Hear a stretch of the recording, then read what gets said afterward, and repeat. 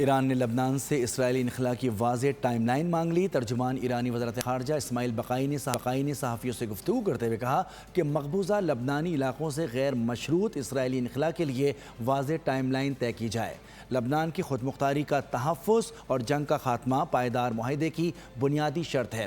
ایران کا موقف اقوام متحدہ کے منشور اور عالمی قوانین کے بنیادی اصولوں پر مبنی ہے۔ معاہدے کے دیر پا ہونے کے لیے اسرائیلی قبضے کا خاتمہ ناگزیر ہے۔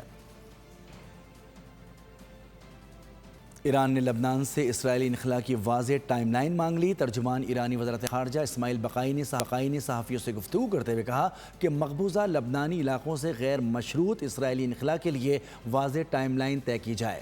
لبنان کی خود مختاری کا تحفظ اور جنگ کا خاتمہ پائیدار معاہدے کی بنیادی شرط ہے۔